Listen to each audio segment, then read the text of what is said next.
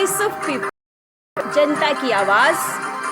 आप देख रहे हैं वीओपी news. No hesitation in repeating it once again. Strong voluntary cooperation support from all of you.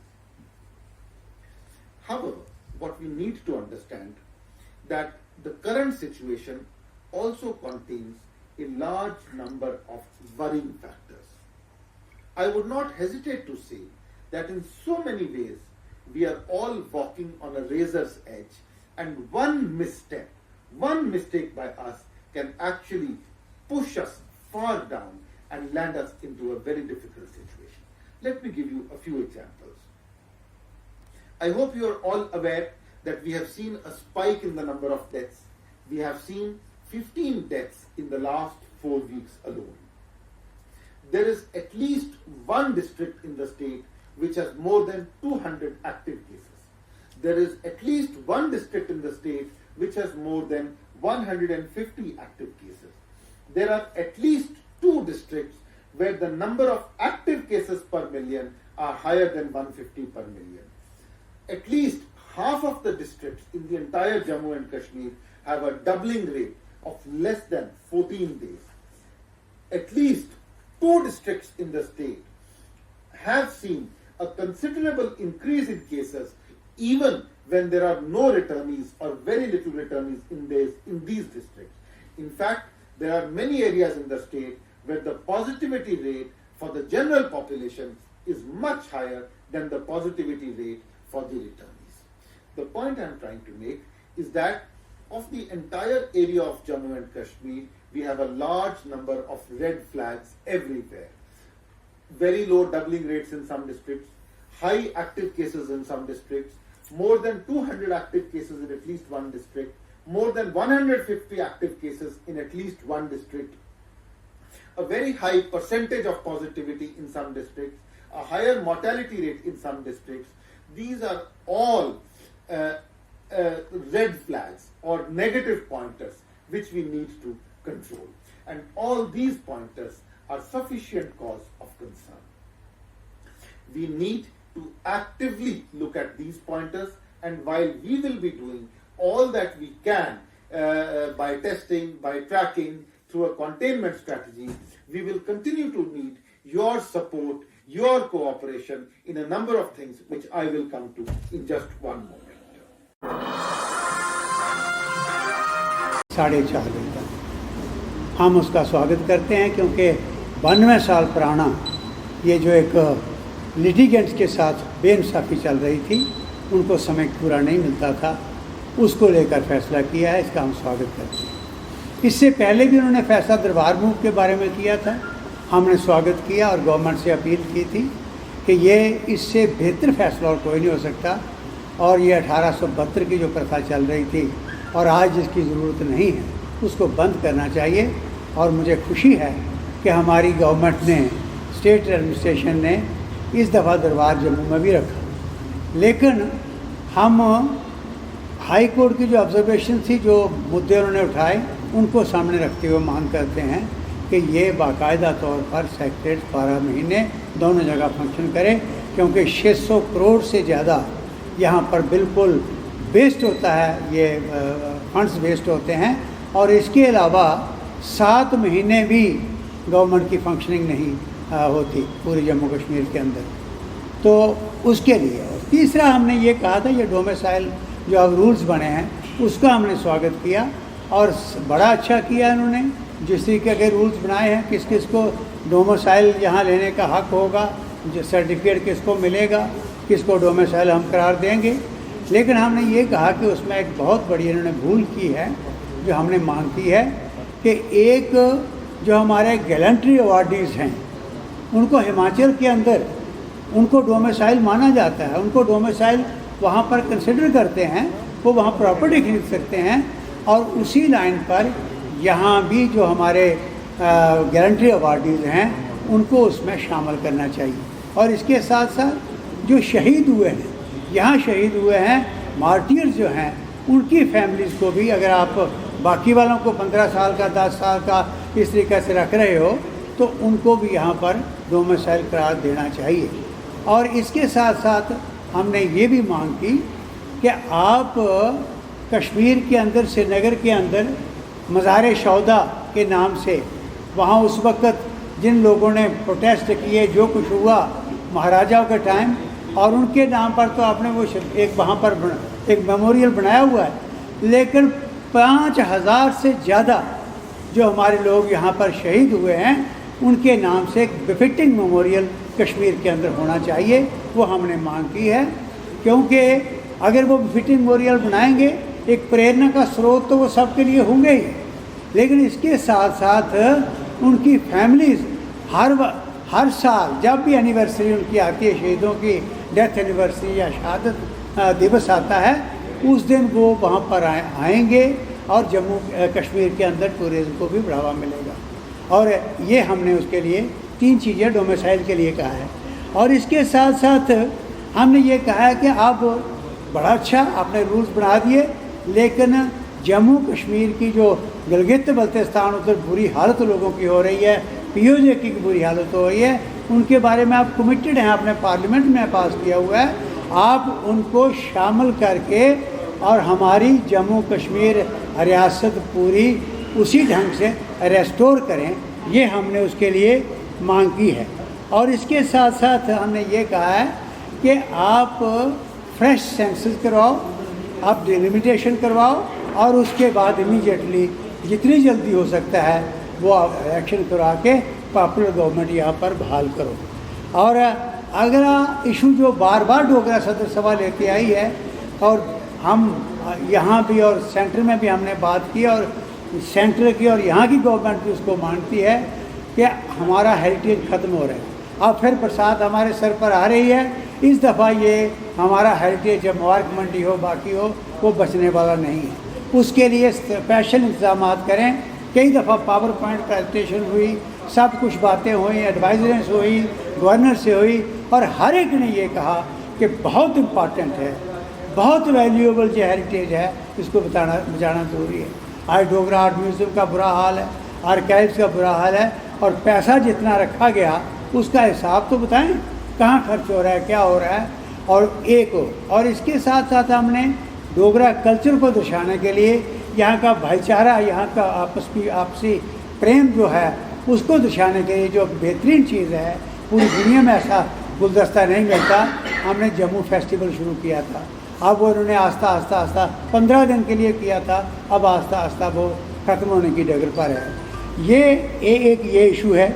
और अगली बात, ये सेक्रेटरी के पास रोड है, हमने ये भी इशू बार बार उठाया, हर लेवल पर उठाया। मानते हैं कि ये गलत है, शहर 2 हिस्सों में डिवाइड हो चुका है, तो इसलिए आज आपके माध्यम से इन सारे इश्यूज़ को लेकर जो एजिटेट करती आई है हमारी डोगरा सदर सभा, और ये सारे इश्यूज़ प्रोजेक्ट करते आई है सामने सेंट्रल और स्टेट गवर्नमेंट के। आज आप जम्मू के उन सब लीडर्स को, चाहे वो पॉलिटिकल पार्टीज़ के हैं, रिलीजियस ऑर्गेनाइजेशन के हैं, सोशल ऑर्गेनाइजेशन हैं, सब सिविल सोसाइटी को हम अपील करते हैं कि उठो जागो, एक प्लेटफार्म हो। आज लद्दाख की मिसाल देखो, एक प्लेटफार्म पर उन्होंने बैठ के लद्दाख के लिए सब कुछ उन्होंने जो उसकी डेवलपमेंट के लिए बेहतरीन चीज़ें हो सकती हैं वो कर रहे हैं, लेकिन हम बटे हुए हैं, तो अपनी पॉलिटिक्स ऐसे मत चलाओ। हम डोगरा सदर सभा की तरफ से आपको अपील करते हैं कि आप आइए, और जो पार्टी जो ऑर्गेनाइजेशन नहीं मानती उसका दफ्तर जम्मू में बंद कर दीजिए। के लिए आप भी शामिल हो और हमारा साथ दो। ये सारे इश्यूज़ थे जिसको लेकर हम सब नेताओं को आज अपील करना चाहते थे, वो अपील हमने की।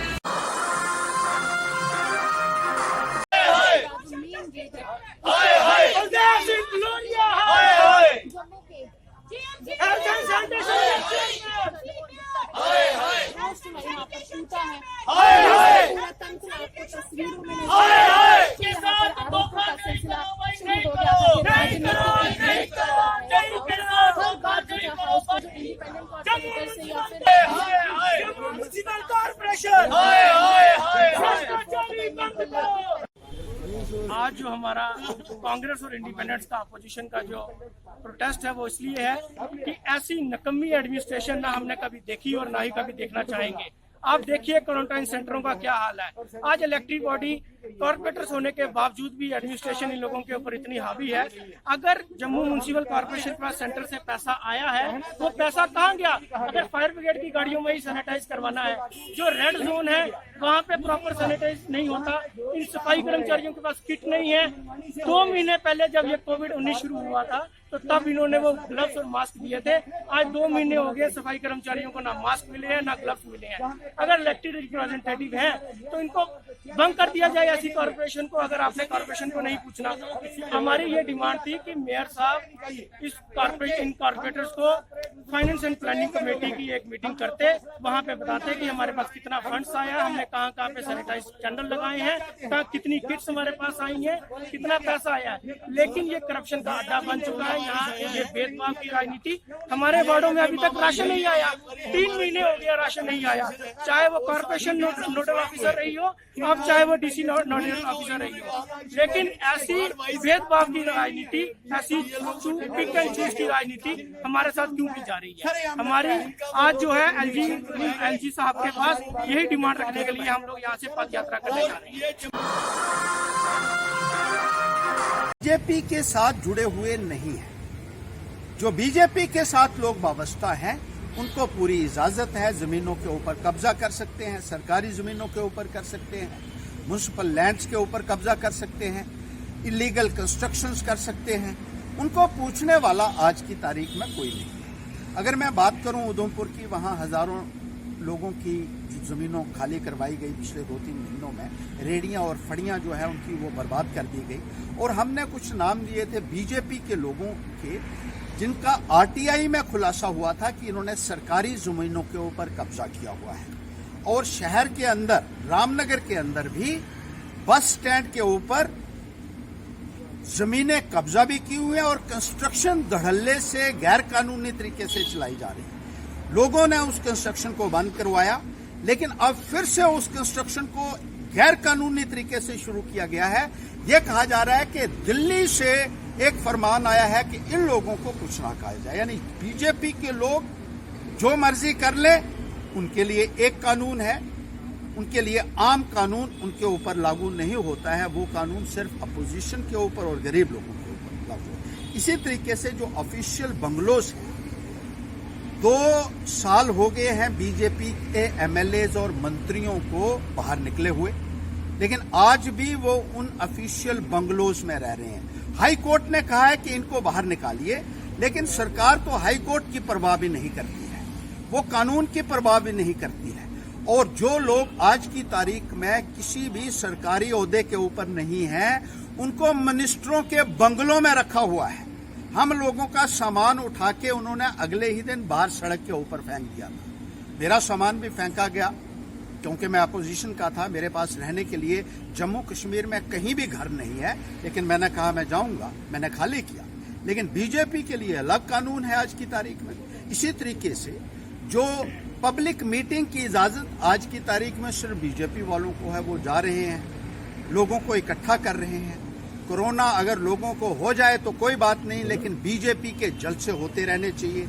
आज एक एमएलए, एक्स एमएलए महोदय हैं जो उधमपुर में, हमने कहा था कि रामनगर में 12 पब्लिक मीटिंग्स आज रखी हैं, उन्होंने 10 कल रखी हैं। लोगों को इकट्ठा किया जा रहा है, पुलिस को साथ लेकर उन लोगों को वो धमकाते हैं जो लोग एतराज करते हैं कि आप लोगों को इकट्ठा क्यों कर रहे हैं। इसी तरीके से क्वारंटीन सेंटर्स में जिन लोगों को रखा हुआ है, उनको भी सिफारिश के बेसिस के ऊपर मेडिकल टेस्ट किए जा रहे हैं।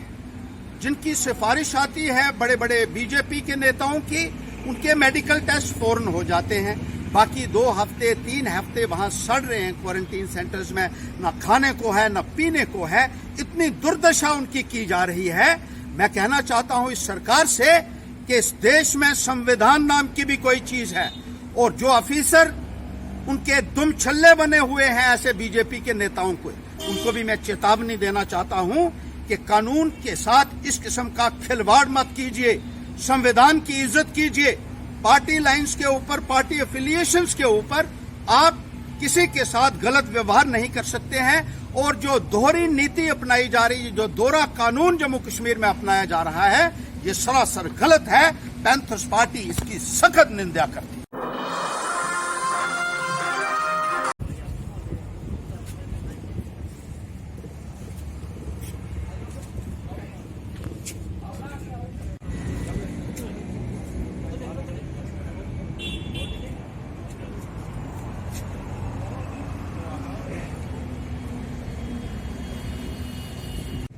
ਛੁੱਟੀ ਆਏ ਆ ਸਰ, ਅਸੀਂ ਆਦਮਪੁਰ ਪੰਜਾਬ ਤੋਂ ਪਰਸਨਲ ਗੱਡੀ ਕਰਕੇ ਆਏ ਆ, ਆਪਣੀ ਪਰਸਨਲ ਖੁਦ ਦੀ ਸੈਨਾਟਾਈਜ਼ਰ ਕਰਾ ਕੇ। ਉੱਥੇ ਸਾਨੂੰ ਆਖਿਆ ਗਿਆ ਕਿ ਤੁਹਾਨੂੰ ਉੱਥੇ ਰੱਖਾਂਗੇ, ਅਸੀਂ ਅੱਧੇ ਘੰਟੇ ਵਾਸਤੇ ਟੈਸਟ ਲੈ ਕੇ ਤੁਹਾਨੂੰ ਛੱਡ ਦਿੱਤਾ ਜਾਏਗਾ। ਸਾਡੀ ਛੁੱਟੀ ਖਰਾਬ ਹੋ ਰਹੀ, ਇੱਥੇ ਕੋਈ ਟੈਸਟ ਲੈਣ ਨਹੀਂ ਅਜੇ ਤੱਕ ਆਇਆ, ਨਾ ਕੋਈ ਇੱਥੇ ਸਾਫ਼ ਸਫਾਈ ਹੈ, ਅਟੈਚ ਬਾਥਰੂਮ ਹੈ, ਕੋਈ ਵਿੱਚ ਬਿਮਾਰ ਵਾਲਾ ਆ ਗਿਆ ਅਸੀਂ ਤਾਂ ਉੱਦਾਂ ਫਸ ਜਾਾਂਗੇ। 4 ਮਹੀਨੇ ਅਸੀਂ ਕੁਆਰੰਟਾਈਨ ਉਹਦੇ ਅੰਦਰ ਕਰਕੇ ਆਏ ਆ, ਪੂਰਾ ਸਾਡੇ ਕੋਲ ਮੈਡੀਕਲ ਸਰਟੀਫਿਕੇਟ ਹੈ ਫੌਜ ਦਾ। ਇੱਥੇ ਕੋਈ ਮੰਨ ਨਹੀਂ ਰਿਹਾ, ਕੋਈ ਸਾਡਾ ਟੈਸਟ ਨਹੀਂ ਹੋਇਆ। ਨਾ ਗਿਆ ਤੁਹਾਡਾ? ਵਿਕਰਮ ਸਿੰਘ। ਕਿਹੜੀ ਜਗ੍ਹਾ ਡਿਊਟੀ ਸੀ ਤੁਹਾਡੀ? ਆਦਮਪੁਰ ਹੁਸ਼ਿਆਰਪੁਰ। ਕਿੰਨੇ ਦਿਨ ਦੀ ਛੁੱਟੀ ਬਣਾਈ? ਛੁੱਟੀ ਸਾਡੀ 18 ਦਿਨ। ਇੱਥੇ ਕਿੰਨੇ ਦਿਨ ਹੋਈ ਹੈ? ਇੱਥੇ ਅੱਜ ਤੀਜਾ ਦਿਨ ਆ, ਪਰਸੋਂ ਦੇ ਆਏ ਆ। 3 ਫੌਜੀ ਕੀ ਆਖਣਾ ਚਾਹੁੰਦੇ ਤੁਸੀਂ ਗਵਰਨਮੈਂਟ ਦੀ? ਅਸੀਂ ਆਖਣਾ ਚਾਹੁੰਦੇ ਹਾਂ ਸਾਨੂੰ ਕੋਈ ਡਿਸੀਜਨ ਤੇ ਮਿਲੇ, ਜਾਂ ਸਾਨੂੰ ਕਿਤੇ ਫੌਜ ਨਾਲ ਅਟੈਚ ਕੀਤਾ ਜਾਏ, ਕਿਤੇ ਸੇਫ ਜਗ੍ਹਾ ਰੱਖਿਆ ਜਾਏ। ਇੱਥੇ ਕੋਈ ਹੈ ਹੀ ਨਹੀਂ ਸਾਫ ਸਫਾਈ, ਸਾਡੀ ਛੁੱਟੀ ਖਰਾਬ ਹੋ ਰਹੀ, ਨਾ ਕੋਈ ਟੈਸਟ ਹੋ ਰਿਹਾ। 6 से लेकर आज कितने तरह के देखो हम इधर ही हैं, ना हमारा कोई रिपोर्ट। दो बार हमारा मेडिकल करवाते हैं, पहले एक बार मेडिकल करवाया, वो भी रिपोर्ट हमको नहीं दिया। दूसरी बार फिर गांधीनगर जाके मेडिकल करवाया, अभी भी वो रिपोर्ट नहीं हमारे हाथ में आई, ना हमको इधर से भेज रहे हैं।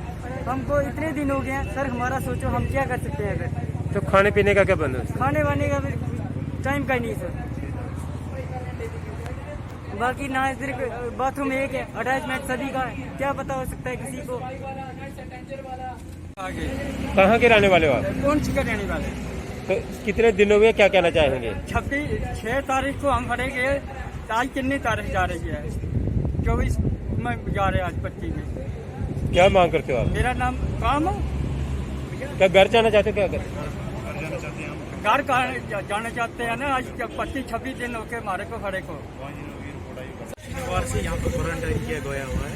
जोड़िए बोले। उसके बाद हमारा टेस्ट वगैरह हुआ था, रिपोर्ट भी आई है, लेकिन अभी तक हमारे को नहीं छोड़ रहे हैं। तो कभी ये रिपोर्ट अपना क्या कहते हैं, रिपोर्ट नहीं दे रहे थे, बहरहाल कल रिपोर्ट आ गई, तो अभी तक सर हमारे को रिलीज नहीं किया गया। आप लोगों से थोड़ी सी विनती है सर, इसमें थोड़ा सा इंटरवेन करके ये जो है हमारे ये जो हमारा मुद्दा है, इसको प्रशासन तक पहुँचा दिया। मैंने मैं डिगैंड दूंगा, असि दिल्ली तो आके थे फंसे हैं, 2-3 हफ्ते हो गए, सारा मेडिकल हो गया वा, नैगेटिव आ, ਤੇ ਜਿਨ੍ਹਾਂ ਦਾ ਨਹੀਂ ਹੋਇਆ ਵਿਚਾਰਾਂ ਦੇ 9-10 ਦਿਨ ਬੱਚੇ ਵੀ ਨਾਲ ਆਏ ਪਏ ਆ, ਉਹਨਾਂ ਦਾ ਕੀ ਹੈ, ਬਾਕੀਆਂ ਦਾ ਮੈਡੀਕਲ ਨਹੀਂ ਹੋਇਆ, ਉਹਨਾਂ ਦਾ ਮੈਡੀਕਲ ਹੋਣਾ ਵਾ। ਨਾਲੇ ਤੇ ਇੱਕ ਗੱਲ ਹੋਰ, ਨਾ ਸਾਨੂੰ ਰੋਟੀ ਚੱਜ ਦੀ ਆਂਦੀ ਵੀ ਆ, ਨਾ ਪਾਣੀ ਆਂਦਾ ਸਹੀ ਤਰ੍ਹਾਂ। ਇੱਕ ਟੈਂਕੀ ਦੇਖੋ ਗੰਦੀ ਪਈ, ਇੱਕ ਓਵਰ ਟੈਂਕੀ ਗੰਦੀ ਪਈ ਆ, ਬਾਥਰੂਮ ਲੈਟਰਿਨ ਮੋਟਰ ਸਭ ਕੁਝ ਗੰਦ ਪਿਆ, ਇੱਥੇ ਕੋਈ ਸਾਫ ਸਫਾਈ ਨਹੀਂ। ਅੱਜ ਸਾਰੇ ਮਿਲ ਕੇ ਜਿੰਨੇ ਮੁਲਾਜ਼ਮ, ਜਿੰਨੇ ਮੁੰਡੇ, ਜਿੰਨੀ ਟੀਮ ਆਈ ਹੈ ਮੇਰੀ, ਸਾਰੀ ਟੀਮ ਮਿਲ ਕੇ ਸੇਵਾ ਕਰਨੇ ਆ, ਸਫਾਈ ਕਰਨੇ ਆ। ਇਹ ਕੰਮ ਹੈ ਸੰਸਥਾ ਦਾ, ਜਿਹਨੂੰ ਨਵਾਇਆ। ਤੁਸੀਂ ਕੀ ਆਖਦੇ ਗਵਰਨਮੈਂਟ ਦੀ? ਕੀ ਆਖਣਾ ਚਾਹੁੰਦੇ? ਘਰ ਭੇਜਣਾ? ਕੀ ਆਖਣਾ ਚਾਹੁੰਦੇ ਤੁਸੀਂ? ਅਸੀਂ ਇਹ ਕਹਿੰਦੇ ਤੇ ਸਾਨੂੰ ਜਲਦੀ ਸਾਰਿਆਂ ਨੂੰ ਘਰ ਭੇਜਿਆ ਜਾਵੇ, ਖਾਸ ਕਰ ਬੱਚਿਆਂ ਨੂੰ, ਜਿਨ੍ਹਾਂ ਦੇ ਮਾਪਿਓ ਰੋਂਦੇ ਆ, ਛੋਟੇ ਛੋਟੇ ਬੱਚੇ ਆ ਜੀ। ਇਹ ਨਾਨਕ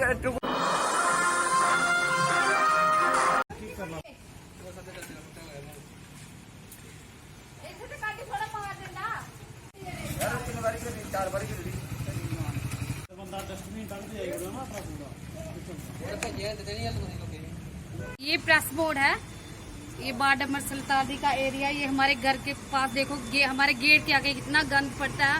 हमें बार बार हमारे वो मैडम जी को बोलना पड़ता है कि उनको भेजो, सफाई कर्मचारियों को भेजो। वो तो बेचारे उठा के चले जाते हैं, लेकिन फिर भी लोगों ने इतना गंद डाला, हमें यहाँ से निकलना बहुत मुश्किल हो जाता है। वो कीड़े हमारे घर के अंदर आ जाते हैं। क्या आपको क्या लगता है, क्या करना चाहिए? नाली बड़ी होनी चाहिए क्या? हम बोलते हैं कि नाली, ये बड़ा नाला होना चाहिए, बड़ा नाला होना चाहिए, ताकि ये सारा पानी उसमें चला जाए। जब ये नाली ब्लॉक हो जाती है तो ये सड़क में चला जाता है पानी, तब भी आने जाने वाले को बड़ी परेशानी होती है। हम गवर्नमेंट से अपील करते हैं कि इसको रोज सफाई होनी चाहिए और यहाँ पे बड़ा नाला बनना चाहिए। बस यही हमारी गुजारिश है उनसे। हाँ जी जनाब, असें रोज आपू करने पौंदी नालियां साफ है, कोई इतने सफाई वाला कोई ना आंदा, ना गल ना बात। 2 जनानियां लाई दियां, बेचारियां मारी मारदियां ते सफाई करदियां। हुण देखो पानी ना सारे अंदर जा दो, बच्चे कीड़े, कोरोना तो गुजर रहा है, ये बीमारी ने मरी जाना है। ठीक है।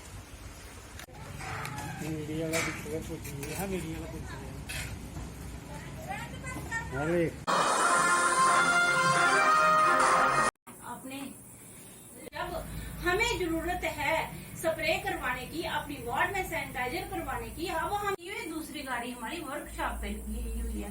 पहले जब हमारी वार्डों में सब लोग सुरक्षित थे, तब ये स्प्रे। जी नमस्कार, मैं पार्षद ज्योति देवी, वार्ड नंबर 53 की। और कल मेरी वार्ड में 53 में एक पॉजिटिव केस आया जिससे कि उन बुजुर्ग की डेथ हो गई और वो मेरी वार्ड को उन्होंने रेड जोन घोषित कर दिया और जो गलियां हैं 2-4 उनको सील किया। और कल से मैं प्रशासन से गुहार लगा रही हूँ म्यूनसिपैलिटी से कि आइए और स्प्रे करवाइए, सैनिटाइजर करवाइए ताकि ये जो वायरस है और कहीं ना फैले। पर मेरी कोई सुनवाई नहीं कल से, ना ही प्रशासन की तरफ से मुझे किसी ने हेल्प दी है, ना ही कुछ। और डॉक्टर साहब ने मुझे कहा कि मैम एक गाड़ी हमारी वर्कशॉप में लगी है, दूसरी हमारी गाड़ी गई हुई है एयरपोर्ट पे। अगर इनके पास 2 ही गाड़ियां हैं तो हमारी कौन सुनेगा? हमारी जो हमारे वार्ड के लोग मुझे बार बार हेल्प मांग रहे हैं कि स्प्रे करवाइए। मैम मैं कहाँ से स्प्रे कराऊं? मैं प्रशासन से हेल्प मांगती हूँ कि मुझे हेल्प दीजिए ताकि मैं अपनी वार्ड को सैनिटाइजर और स्प्रे करवा सकूं। जय हिंद, जय भारत। ठीक है।